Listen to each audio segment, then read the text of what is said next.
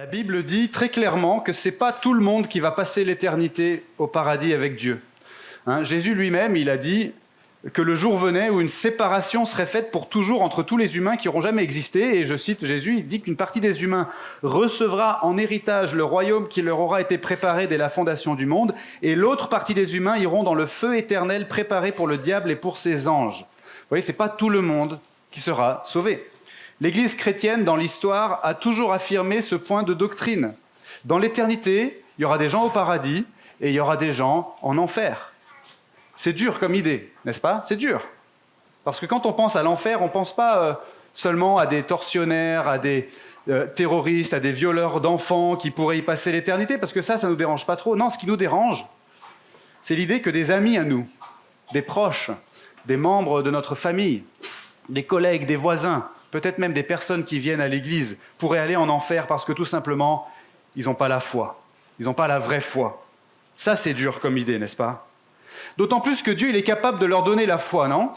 Donc si des gens vont en enfer parce qu'ils n'ont pas la foi, et s'ils n'ont pas la foi parce que Dieu ne leur a pas donné alors qu'il en est capable, eh bien ça veut dire qu'en fin de compte, en bout de chaîne, si vous voulez, le salut des uns et la perdition des autres, c'est bien un truc que Dieu décide.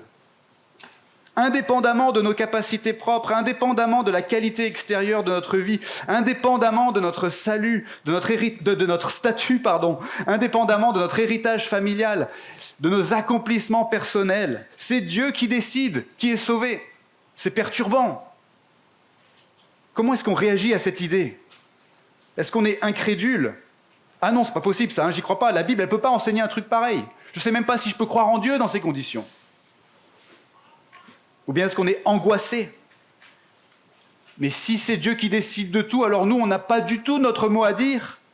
On est juste des pantins à la merci des décisions imprévisibles d'un dictateur dans le ciel. Ou bien est-ce qu'on est indigné? Quel scandale!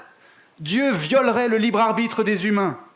Et en plus, quand il semble solliciter notre volonté dans sa parole, dans la Bible, c'est juste pour faire semblant en fait. Ou bien est-ce qu'on est cynique? Bon, de toute façon, c'est Dieu qui décide. M'en fiche si les autres sont sauvés ou pas. C'est pas mon problème, c'est celui de Dieu. Ou bien est-ce qu'on est insensible et dur? Bien sûr que Dieu choisit qui il veut sauver. C'est juste de la bonne théologie. Et si t'es pas content, t'as qu'à aller te trouver une autre église qui croit pas à la Bible et qui te chatouillera les oreilles avec ce que t'as envie d'entendre. Comment est-ce qu'on réagit? La question qu'on va se poser aujourd'hui, c'est celle-là. Comment est-ce qu'on devrait accueillir cette idée que c'est Dieu qui décide qui va être sauvé? On va se poser cette question ce matin parce que c'est exactement la question que pose l'apôtre Paul dans le passage qu'on va lire dans un instant, et qui est la suite du texte qu'on est en train d'étudier depuis plusieurs mois, à savoir une lettre que Paul a écrite à une communauté de chrétiens de son époque qui se trouvait dans la ville de Rome, en Italie, au 1er siècle. Il y a 2 semaines, on s'était arrêté au verset 13 du chapitre 9. Donc dans la Bible, c'est intitulé Épître aux Romains, Épître de Paul aux Romains, ou Lettre de Paul aux Romains. On s'était arrêté au verset 13 du chapitre 9, juste après que Paul a expliqué justement pourquoi il y avait des gens qui pouvaient prendre part pendant longtemps à la vie de l'Église et qui pouvaient même prendre part en tout cas pendant longtemps à la vie de l'Église et qui pouvaient profiter en apparence de plein de privilèges et de bienfaits que Dieu a donnés à son Église et qui pourtant ne sont quand même pas sauvés. Comment ça se fait qu'il y a des gens qui prennent part à la vie de l'Église et qui sont quand même pas sauvés? La réponse de Paul, tout simplement parce que Dieu les a pas choisis. Ça, c'est ce qu'on a vu il y a 2 semaines. C'est perturbant. Mais c'est ce que dit Paul dans le texte. Et si vous n'étiez pas là il y a 2 semaines, je vous encourage à aller écouter ou regarder la prédication sur Internet parce qu'on a réfléchi à ce que ça voulait dire en pratique pour nous aujourd'hui. En tout cas, Dieu sauve qui il veut et ça dépend d'aucune manière de quoi que ce soit que nous, on pourrait faire. C'était toute la leçon de la première partie du chapitre 9 qui se termine avec cette citation emblématique d'un texte de l'Ancien Testament. Une citation qui résume tout, en fait, où Dieu dit tout simplement « J'ai aimé Jacob et j'ai haï Ésaü. » Point. Verset 13. Vous voyez, c'était des frères jumeaux, mais avant même que ces frères jumeaux soient nés, Dieu il avait déjà fait un choix. L'un serait sauvé et pas l'autre. Et ce choix préalable, c'est ce qu'on appelle la prédestination. C'est un mot qui fait peur. C'est un mot qui peut nous mettre en colère. C'est un mot qui peut vraiment troubler notre foi et perturber notre relation avec Dieu. Mais moi, ce matin, ce que j'aimerais faire, c'est réhabiliter ce mot. Parce que je pense que l'apôtre Paul parle de ce concept d'une manière extrêmement positive en fait. Et c'est toute l'idée que j'aimerais qu'on retienne du passage qu'on va lire maintenant, dans quelques secondes. Le fait que Dieu a choisi d'avance qui aurait la foi et qui ne l'aurait pas, ça devrait nous émerveiller et nous réjouir. D'où le titre de ma prédication, la merveilleuse doctrine de la prédestination.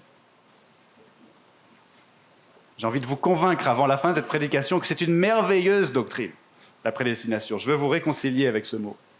Lisons le texte avant d'aller plus loin. Chapitre 9 de l'épître de Paul aux Romains. Je lis juste pour le contexte le verset 13, avant de lire notre passage qui commence au verset 14. Il fut dit à Rebecca, l'aîné sera asservi au plus jeune, selon qu'il est écrit, j'ai aimé Jacob et j'ai haï Ésaü. Que dirons-nous donc?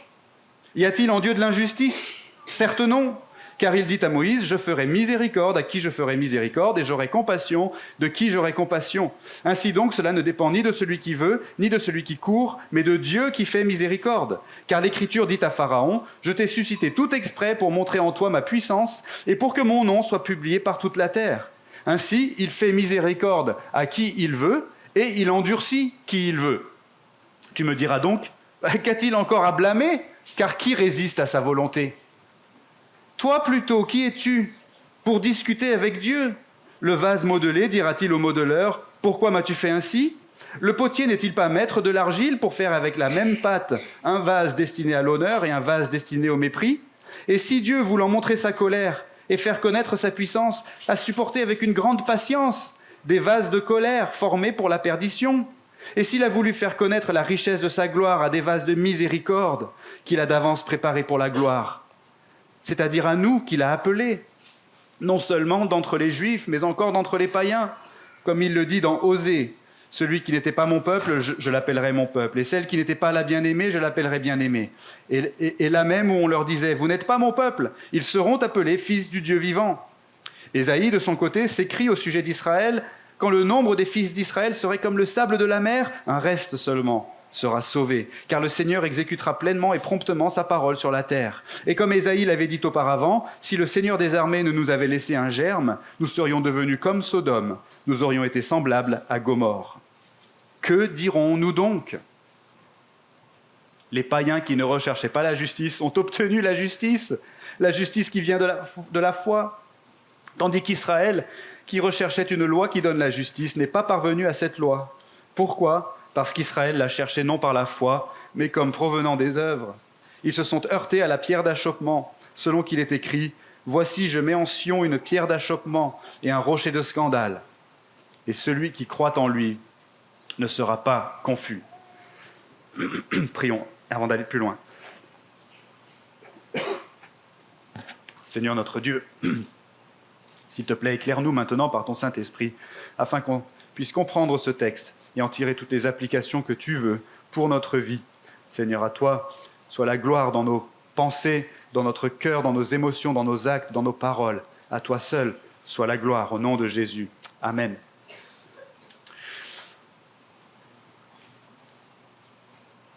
Alors vous avez vu que Paul il commence en soulevant explicitement la question que nous on se posait dans l'introduction. Que dirons-nous donc?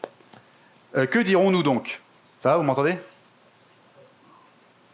Il y en a qui font ouais, il y en a qui font ouais. Bon. Étant donné que Dieu a fait un choix souverain et préalable entre Jacob et Ésaü, c'est ce qu'il vient de dire, et que sous-entendu c'est sa manière de procéder avec les humains, eh bien, y a-t-il en Dieu de l'injustice? Que dirons-nous donc? Y a-t-il en Dieu de l'injustice? Et Paul il s'empresse de répondre, certes non. Et son premier argument, c'est que si on y réfléchit bien, le choix de Dieu de sauver des gens et pas d'autres, c'est pas un choix injuste, mais c'est un choix miséricordieux. Et c'est pas du tout pareil. En fait, pour bien comprendre ce que Paul il nous dit ici, il faut remonter aux 3 premiers chapitres de sa lettre aux Romains, où Paul il a expliqué assez longuement que tout le monde sur la terre, tous les humains ordinaires, comme vous et comme moi, on est tous par nature ce que la Bible appelle des pécheurs, c'est-à-dire des gens qui ne sont pas naturellement disposés à aimer Dieu ou même à le chercher. C'est même le contraire. En fait, par nature, on est opposé à Dieu. On s'enfuit loin de lui.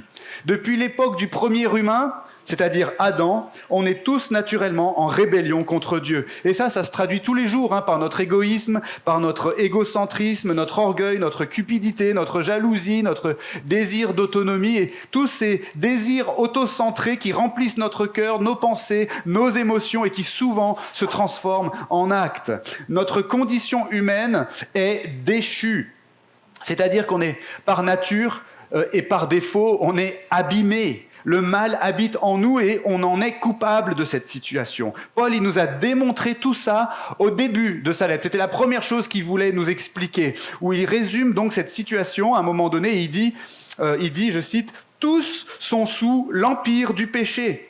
Il n'y a pas de distinction. Tous ont péché et sont privés de la gloire de Dieu. » Et donc, dans cette situation-là, si Dieu choisit de sauver des gens, c'est pas de l'injustice, vous comprenez, mais c'est de la miséricorde. C'est pas que Dieu nous refuserait ce qu'on mérite, c'est plutôt qu'il nous épargne ce qu'on mérite. Imaginez l'entreprise dans laquelle vous travaillez peut-être, et imaginez que tout va bien entre vous et le patron, et qu'il décide de vous licencier du jour au lendemain. Ce serait injuste. Imaginez que vous commettiez une faute grave, et qu'il vous licencie. Ce serait juste. Mais imaginez que vous commettiez une faute grave et qu'il vous garde quand même. Ça, c'est de la miséricorde.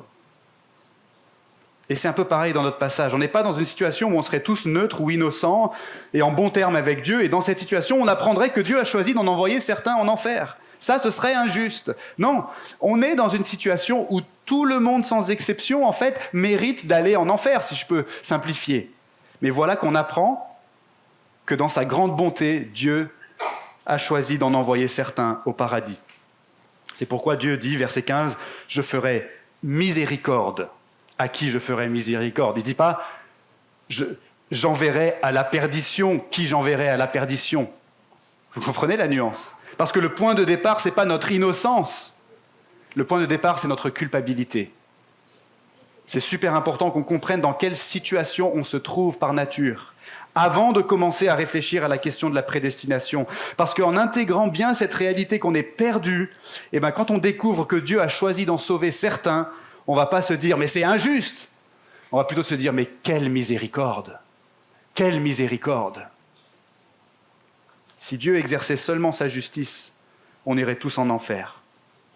Heureusement que Dieu exerce aussi sa miséricorde. Cela ne dépend ni de celui qui veut, ni de celui qui court, c'est-à-dire ni de notre volonté, ni de nos performances, mais de Dieu qui fait miséricorde. Verset 16. Dieu est souverain pour exercer sa miséricorde, comme il veut. Mais ça veut aussi dire, bien sûr, qu'il est souverain pour ne pas exercer sa miséricorde.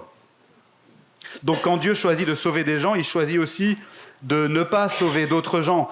Et on va y venir dans un instant à ce point-là. Mais avant d'y venir, j'insiste sur l'importance de bien poser l'équation. Depuis la position où on se trouve, nous les êtres humains, la question du choix que Dieu fait de sauver des gens et de ne pas en sauver d'autres, c'est la question de savoir si Dieu va exercer sa miséricorde envers quelqu'un ou s'il va exercer sa justice. Pour exercer sa miséricorde, Dieu il intervient positivement pour sortir quelqu'un du pétrin dans lequel il s'est mis et dans lequel il voulait être. Mais pour exercer sa justice, Dieu n'intervient pas. Il laisse cette personne dans le pétrin où elle se trouve et où elle a envie d'être. Imaginez qu'on soit en week-end d'église et qu'on parte faire une rando et que les responsables vous disent « prenez de bonnes chaussures » et surtout, prenez beaucoup d'eau. Mais imaginez que vous ayez envie d'en faire qu'à votre tête, et donc vous partez en sandales, et vous prenez pas d'eau. 5 heures plus tard, sur le sentier escarpé, sous un soleil de plomb, vous en pouvez plus. Et là, si le souverain responsable du groupe vous disait alors, tiens, prends ces chaussures, je les avais prévues pour toi dans mon sac, et prends cette bouteille d'eau, je l'ai aussi apportée pour toi. Ce serait de la miséricorde, vous comprenez? Mais s'il vous laissait vous débrouiller, ce serait de la justice. Mais en vous laissant vous débrouiller, votre situation, elle stagnerait pas. Elle empirerait, n'est-ce pas? vous auriez de plus en plus mal aux pieds, vous auriez de plus en plus soif, vous vous dessécheriez et vous vous épuiseriez.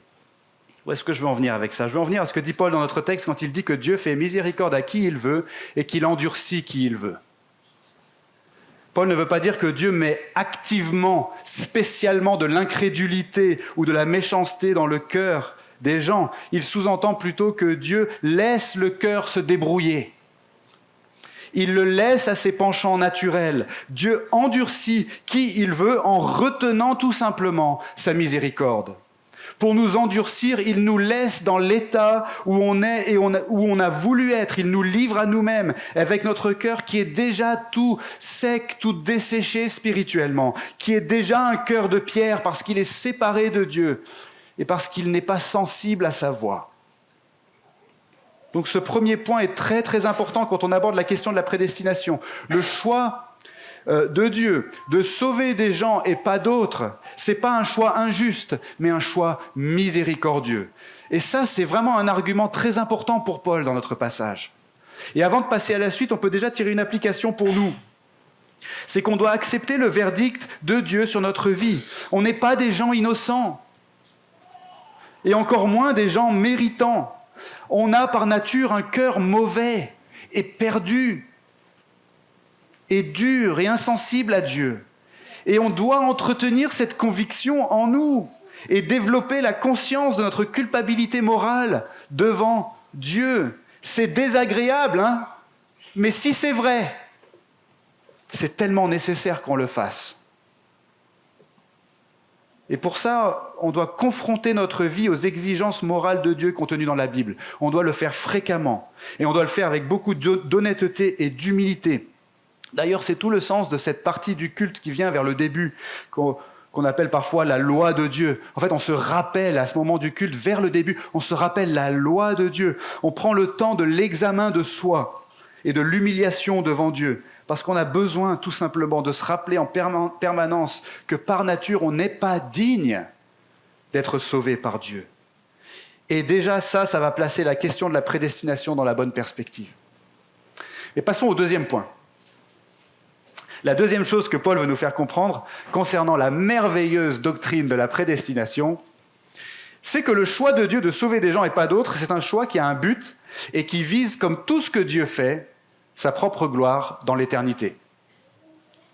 Alors Paul, il vient de dire que Dieu est souverain dans le choix qu'il fait, un choix miséricordieux donc, le choix qu'il fait de sauver des gens parmi tous ces humains qui ne le méritent pas. Mais bien sûr, comme on l'a dit il y a quelques minutes, en choisissant d'en sauver certains, il choisit aussi de ne pas en sauver d'autres.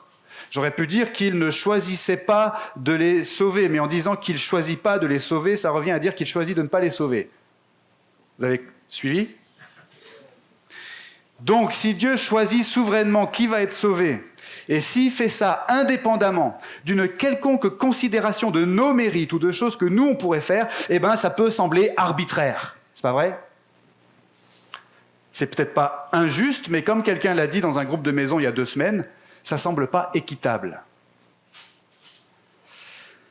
Pourquoi est-ce que Dieu punirait des gens en enfer alors qu'il avait la possibilité et le pouvoir de les sauver ? Et qu'en plus, il en a sauvé certains qui ne le méritaient pas plus que les autres. Si c'est Dieu qui décide de manière totalement souveraine, alors qu'a-t-il encore à blâmer ? Car qui résiste à sa volonté, verset 19. Autrement dit, il ne peut pas reprocher à des gens de ne pas avoir eu la foi, alors que c'est lui qui la donne, la foi. D'ailleurs, l'exemple que Paul vient de mentionner, c'est celui de Pharaon, à l'époque de Moïse. On a dit que Dieu avait endurci, le texte dit que Dieu avait endurci le cœur du Pharaon, et nous on a expliqué ça en disant simplement que Dieu a retenu sa miséricorde, et donc il a livré le cœur de Pharaon à lui-même. Il a abandonné Pharaon au penchant naturel de son cœur. Mais puisque ça, c'est quand même la décision souveraine de Dieu, comment est-ce que Dieu ensuite peut lui faire le reproche à Pharaon d'avoir endurci son cœur ? Vous voyez les difficultés ? Vous voyez l'objection qui est soulevée par l'apôtre Paul ici ? Mais regardez sa réponse. Ça décape. Verset 20. « Toi plutôt, qui es-tu pour discuter avec Dieu ?» Ça ne vous rappelle pas un autre verset dans un autre livre de la Bible ? Quand quelqu'un avait laissé entendre que peut-être Dieu ne gouvernait pas l'univers d'une manière très juste, l'Éternel reprit la parole et dit à Job, « Le discutailleur va-t-il faire un procès au Tout-Puissant » Paul ne répond pas tout de suite à l'objection, vous voyez, et à la place, il nous exhorte assez vigoureusement à aborder la question sous un angle totalement différent. En fait, il prend le problème qu'on a relevé et qui nous dérangeait, et il le retourne complètement. Suivez bien. Nous, on est parti de l'observation qu'il y avait des gens qui étaient sauvés et d'autres non, et comme Dieu est souverain dans cette distinction ou cette discrimination qui est faite entre les humains, on se dit que c'est arbitraire et que c'est pas équitable, et on finit par mettre en question le caractère et la compétence de Dieu. Paul, lui, veut qu'on fasse le trajet inverse. Il veut qu'on parte de la conviction que Dieu est parfait dans tous ses attributs, et que tout ce qu'il fait est bon. Et comme il a souverainement choisi de sauver certaines personnes et pas d'autres, on devrait se dire que ça fait partie d'un plan parfait. Et que si ça nous dérange, c'est notre compréhension du grand projet de Dieu qu'on devrait mettre en question, plutôt que le caractère ou la compétence de Dieu. Vous voyez la différence. Spontanément, nous, on part de ce qui nous dérange, et on finit par douter de Dieu. Mais en fait, on devrait faire l'inverse, partir de ce qui ne fait aucun doute, à savoir que Dieu est Dieu. Et puisqu'il est Dieu, il est parfait, pur, immuable, incompréhensible, tout-puissant, très sage, très saint, très libre. Il est juste et bon dans tout ce qu'il décide, dans tout ce qu'il dit, dans tout ce qu'il fait. Pour citer notre confession de foi, Dieu possède en lui-même et par lui-même toute vie, gloire, bonté et bonheur. Il se suffit parfaitement à lui-même et n'a besoin d'aucune des créatures qu'il a faites. Il ne tire d'elle aucune gloire, mais il manifeste seulement sa propre gloire en, par, vers et sur elle. Il est l'unique origine de tout être, tout est de lui, par lui et pour lui. Il détient l'autorité souveraine sur toute chose et accomplit par elle, pour elle et en elle tout ce qui lui plaît. Sa connaissance est infinie, infaillible et ne doit rien à ses créatures. Aussi, pour lui, rien n'est-il contingent ou incertain. Toutes ses pensées, toutes ses œuvres et tous ses commandements sont très saints. On devrait partir de là, de ça qui ne fait aucun doute, et ensuite regarder autour de nous à travers ces lunettes-là. Et si on voit quelque chose qui nous dérange à travers ces lunettes-là, on ne devrait pas douter de Dieu, mais on devrait douter de nous-mêmes, n'est-ce pas? De notre compréhension, de notre perception. Vous avez déjà remarqué la facilité qu'on a à s'agacer quand on est en voiture, par exemple, et qu'il y a quelqu'un devant nous qui va tout doucement et on ne comprend pas pourquoi. Je rigole parce que j'y pensais ce matin, c'est arrivé au moins 3 fois en venant à l'église, tout à l'heure, à 8h. À moi, ça m'est arrivé 3 fois. Je me suis agacé contre quelqu'un qui allait tout doucement. Je me dis, mais qu'est-ce qu'il fait? Mais avance! C'est insupportable. C'est bizarre, cette réaction qu'on a, n'est-ce pas? Parce qu'on ne peut pas savoir, en fait, si la personne devant a peut-être une très très bonne raison d'aller doucement. Peut-être que c'est la première fois qu'elle reprend le volant après avoir eu un très très grave accident de voiture. Peut-être qu'elle est en train de chercher son chemin et qu'elle ne peut vraiment pas se permettre de se perdre et de louper un rendez-vous super important. Peut-être qu'il y a un policier qui est en train de lui faire signe de ralentir et que nous, on ne l'a pas vu, ce policier. Ou peut-être qu'il y a un enfant qui s'est évanoui au milieu de la route et que nous, on ne l'a pas vu. On s'énerve contre la personne alors qu'on devrait peut-être rester calme et se dire qu'il y a peut-être quelque chose qu'on ne sait pas. À plus forte raison avec Dieu, non? Parce qu'avec Dieu, c'est sûr qu'il est parfait. Et c'est sûr que nous, il y a des trucs qu'on ne sait pas.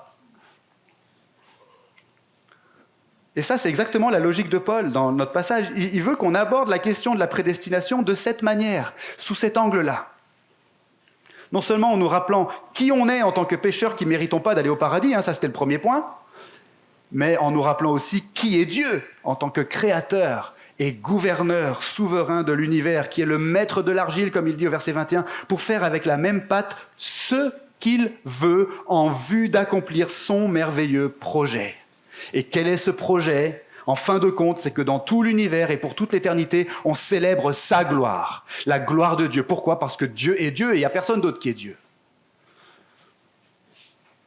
Et c'était ça mon deuxième point. La prédestination, c'est merveilleux parce que le choix de Dieu de sauver des gens et pas d'autres, c'est un choix qui a un but et qui vise, comme tout ce que Dieu fait, qui vise sa propre gloire dans l'éternité.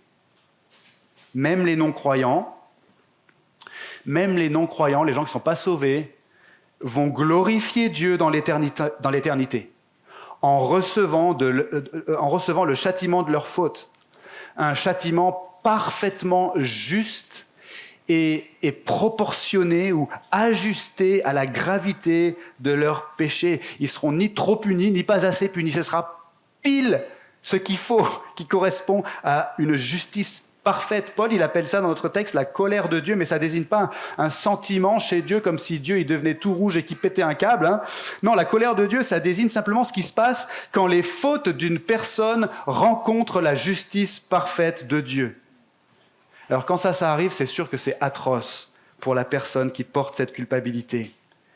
Mais il faut bien comprendre qu'il n'y a personne en enfer qui, en faisant l'expérience de la colère de Dieu, ne va dire « c'est pas juste ce qui m'arrive ».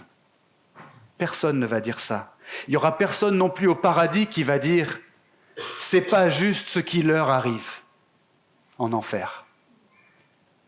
On sera tous dans l'admiration, en quelque sorte, de ce que Dieu fait, une admiration douloureuse pour certains, une admiration béate pour les autres.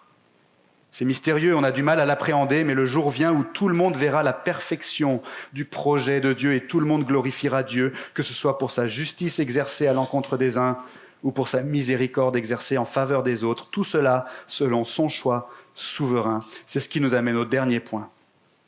Et ce dernier point, je le trouve super intéressant. Paul, il a dit que Dieu faisait miséricorde à qui il voulait et qu'il endurcissait qui il voulait. Ça, c'était le premier point.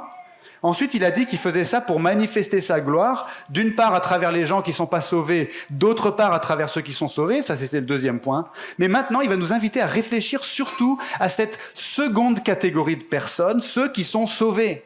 Et il va développer un peu ce point-là. Il va supposer même que les gens à qui il s'adresse peuvent savoir qu'ils sont sauvés, et il veut tout simplement que ces gens s'émerveillent du fait que Dieu les a choisis. Parce que le choix de Dieu de sauver des gens et pas d'autres, c'est ce qui permet que toutes sortes de gens puissent aller au paradis.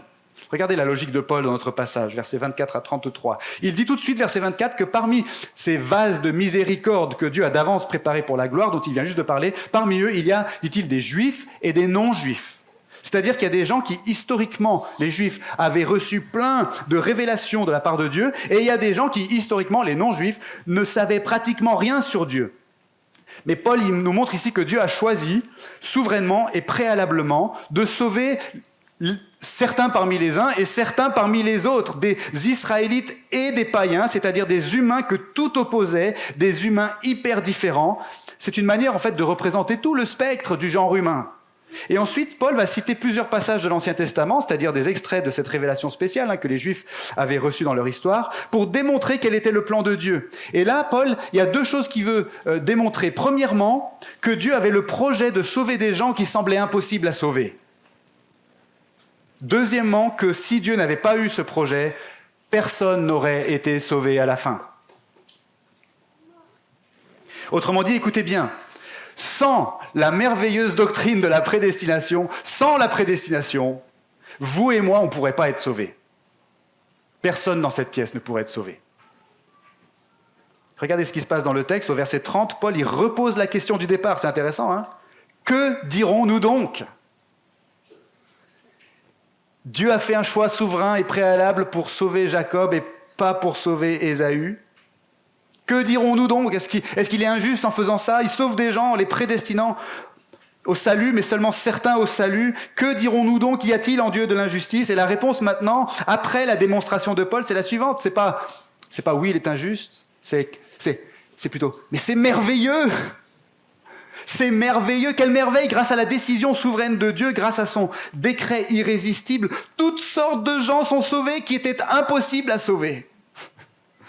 Les païens qui ne cherchaient pas la justice, qui s'en fichaient complètement de Dieu. En fait, ils sont appelés par Dieu et Dieu leur donne la foi. Et puis les Israélites qui recherchaient la justice mais qui la recherchaient au mauvais endroit et par les mauvais moyens, ces Israélites qui donc se dirigeaient tout droit vers la perdition parce qu'ils s'appuyaient sur leur performance, heureusement que Dieu a souverainement prédestiné un reste ou un germe, comme il dit au verset 29, parce que sinon aucun d'entre eux ne serait sauvé, ils seraient devenus comme Sodome et Gomorrhe, rayés de la carte, rayés de l'histoire.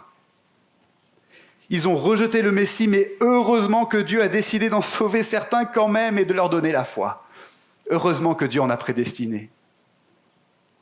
Donc là où Paul veut en venir, c'est qu'il veut que ses destinataires s'émerveillent devant la prédestination.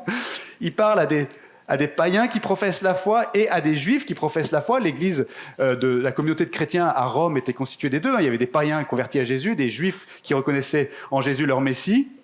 Et il leur dit: mes amis païens ou juifs, si vous professez la foi, si vous connaissez Jésus, si vous aimez Dieu, si vous êtes convertis et que vous êtes sauvés, c'est parce que Dieu vous a choisi. N'est-ce pas merveilleux que Dieu vous a choisi? Autrement, vous n'auriez aucun espoir. Dieu a choisi de sauver des gens et pas d'autres. Et devant cette réalité, on est du coup dépouillé de toute prétention. On se rend compte qu'on ne peut rien faire pour nous sauver nous-mêmes. Et ça, en fait, c'est une bonne nouvelle. Parce que si on ne peut rien faire pour se sauver soi-même, ça veut dire aussi que rien ne nous empêche non plus d'être sauvés par Dieu. Mais comment savoir si on est sauvé?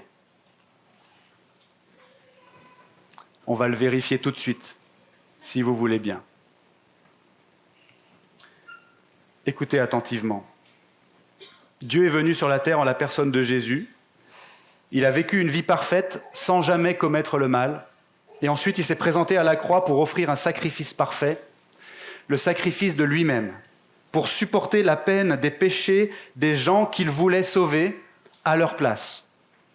Il s'est substitué à ces gens-là sur la croix pour payer le prix de leur salut. Alors que Jésus était cloué sur la croix, Dieu le Père a déversé sur lui sa colère, c'est-à-dire que les péchés des gens que Dieu voulait sauver ont, sur la croix, rencontré la justice de Dieu en Jésus. Ça a été atroce pour Jésus. Il a fait l'expérience de l'enfer à la place des gens que Dieu voulait sauver, pour que ces gens-là n'y aillent pas en enfer et qu'à la place, ils soient définitivement pardonnés par Dieu, rendus justes à ses yeux et qu'ils reçoivent l'assurance d'aller au paradis un jour. Jésus a complètement expié sur la croix les péchés de toutes les personnes de toute l'histoire que Dieu voulait sauver. C'est-à-dire que Jésus a réglé jusqu'au dernier centime la facture de leurs péchés. Après quoi, il est mort, il a été enseveli. Et le troisième jour, il est ressuscité des morts. Il est ensuite monté au ciel et il s'est assis à la droite de Dieu le Père. Et il prépare maintenant une place dans le paradis pour tous ceux qu'il est venu sauver. Maintenant, je vous pose une question. Est-ce que ça vous parle, ce que je dis? Est-ce que ça vous touche? Est-ce que votre cœur est remué par ce que Jésus a fait? Est-ce que vous désirez que ce soit pour vous? Est-ce que vous vous rendez compte qu'il n'y a aucun autre espoir pour vous que ce que Jésus a fait? Et quand vous pensez à Jésus sur la croix, est-ce que vous vous sentez personnellement, existentiellement concerné? Autrement dit, est-ce que vous pouvez reconnaître en Jésus sur la croix vos propres péchés qui sont en train d'être expiés par lui? Et quand vous pensez à Jésus ressuscité et élevé à la droite de Dieu le Père, est-ce que vous avez un languissement intérieur pour le paradis? Est-ce que vous désirez être auprès de lui? Est-ce que vous reconnaissez en Jésus celui qui vous représente et qui vous prépare une place pour l'éternité? Et moi, je ne peux pas répondre à cette question à votre place. Jean Calvin, le théologien et réformateur, dit que pour avoir l'assurance du salut, il faut regarder à Jésus-Christ tel qu'il nous est présenté dans les Écritures, et il faut nous regarder en lui comme dans un miroir, et nous demander, est-ce que je reconnais mon visage dedans? Est-ce que je me vois en Jésus, mort et ressuscité, quand je le regarde, quand je pense à lui? Est-ce que je me reconnais? Est-ce que je reconnais mes péchés sur la croix?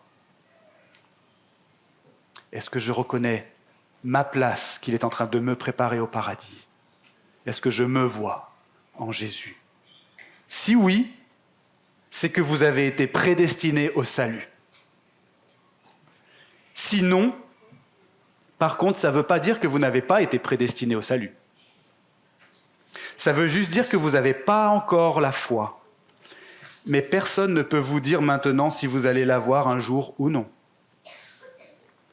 Si vous avez la foi, notre texte d'aujourd'hui vous invite à vous émerveiller et à vous réjouir de la grâce surabondante de Dieu, lui qui a voulu faire connaître la richesse de sa gloire à ce vase de miséricorde que vous êtes et qu'il a d'avance préparé pour la gloire. Merci donc Seigneur, merci de m'avoir choisi, d'avoir accompli mon salut à un si grand prix et de m'avoir appelé irrésistiblement à toi. Si vous n'avez pas encore la foi, notre texte d'aujourd'hui nous rappelle que le décret d'élection de Dieu est secret, mais que son invitation est publique. C'est-à-dire que personne ne peut aller consulter les registres de Dieu dans le ciel pour obtenir la liste des personnes qu'il a prédestinées au salut. En revanche, l'invitation est publique. Le message de l'Évangile est annoncé à tous, sans discrimination. Et aujourd'hui, cette bonne nouvelle de Jésus qui est mort et ressuscité pour le salut des croyants vous a été annoncée et vous ne pourrez jamais le nier. Et Paul dit au verset 33, « Et celui qui croit en lui ne sera pas confus. » Elle est là, l'invitation publique. Celui qui croit en lui ne sera pas confus. L'invitation est devant vous. Et votre volonté est aujourd'hui sollicitée par Dieu. Elle est réellement sollicitée. Elle est authentiquement sollicitée. Et si vous placez votre confiance en lui, si vous faites ce choix, un choix réel selon votre condition de créature, si vous faites ce choix, c'est que Dieu vous aura fait miséricorde. Sinon, c'est que votre cœur, livré à lui-même, est en train de s'endurcir. Ne le laissez pas s'endurcir, je vous en supplie.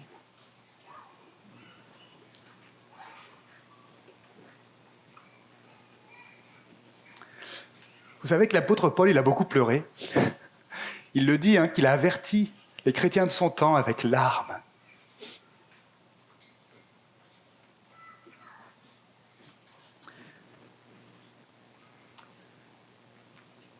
Si, c'est une merveilleuse doctrine que la prédestination. Telle que l'apôtre Paul nous en parle dans ce texte et qu'il en parle positivement. La prédestination nous exprime la miséricorde de Dieu. La prédestination vise la gloire de Dieu dans l'éternité. Et la prédestination va peupler le paradis. Quelle merveille! C'est une bonne nouvelle que la prédestination. Le fait que Dieu a choisi d'avance qui aurait la foi et qui ne l'aurait pas devrait nous émerveiller et nous réjouir. Alors, qu'est-ce qu'on doit faire de tout ça rapidement avant de terminer? Premièrement, on doit s'exercer à avoir une vision du monde qui est centrée sur Dieu et pas sur nous-mêmes. Colin nous rappelait la semaine dernière que le monde tourne autour de Dieu et qu'il ne tourne pas autour de notre nombril. On doit se rappeler perpétuellement que tout est de lui, par lui et pour lui. Il n'a pas de compte à nous rendre. Tout ce qu'il fait est bon, est sage, est parfait. Et la doctrine de la prédestination nous rappelle que si on existe, c'est pour sa gloire. Il ne nous doit rien. Alors, quelle grâce de sa part de nous avoir créés, quelle grâce de sa part de nous avoir donné de la dignité, quelle grâce de sa part de ne pas nous avoir abandonnés malgré nos péchés, et quelle grâce de sa part de nous aimer et de nous sauver par Jésus-Christ. Ensuite, on doit prendre très au sérieux la vocation que Dieu nous a donnée d'être ses témoins dans le monde. Si Dieu nous a sauvés en nous appelant efficacement à lui à travers la prédication de l'Évangile, alors, à notre tour, on doit annoncer cet évangile autour de nous, parce que c'est le moyen ordinaire par lequel Dieu va attirer à lui tous ceux qu'il a choisi de sauver. On ne sait pas qui ce sera, mais si le décret d'élection est secret, l'invitation est publique. On doit s'investir dans le témoignage, si on est chrétien. Et si vous voulez avoir des idées de comment on peut faire ça, Allez voir Sophie ou Stéphane, par exemple, qui font partie du comité qui coordonne différents efforts et projets dans ce domaine de la vie de notre Église, celui du témoignage, comme d'ailleurs les discussions autour de la Bible qui vont avoir lieu 2 fois par mois. Je vous encourage, si ça vous intéresse, à aller voir Stéphane pour ça. Enfin, la merveilleuse doctrine de la prédestination peut vraiment nous réconforter dans notre condition humaine instable et fragile. Heureusement que notre salut ne dépend pas de nous. Heureusement que Dieu a tout prévu. Heureusement que Dieu maîtrise tout. Heureusement que tout s'accomplira selon son projet parfait. Comme il est dit, encore une fois, dans notre confession de foi, je termine avec ça. La doctrine de ce profond mystère de la prédestination doit être maniée avec une sagesse et une précaution particulières, afin que ceux qui prêtent attention et obéissent à la volonté de Dieu révélée dans sa parole puissent, dans la certitude de leur vocation efficace, être assurés de leur élection éternelle. Ainsi, à tous ceux qui obéissent sincèrement à l'Évangile, cette doctrine donnera matière à louange, respect et admiration, ainsi qu'humilité, zèle et solide assurance. Amen. Prions. Merci notre Dieu de nous rappeler combien tu es grand, combien tu es sage, juste, parfait dans tout ce que tu décides, dans tout ce que tu fais, dans tout ce que tu dis. C'est tellement réconfortant pour nous de le savoir. Seigneur, aide-nous à considérer le monde autour de nous, à considérer notre existence à travers ces lunettes-là. Aide-nous à prendre tous les problèmes, j'ai envie de dire, de notre vie par le bon sens, en les abordant sous le bon angle. Et pour cela, on a besoin que toi-même, tu nous conduises par ton esprit et que tu nous accordes ta sagesse et que tu transformes notre intelligence et que tu augmentes notre foi. Nous te demandons de faire cela pour nous, au nom de Jésus. Amen.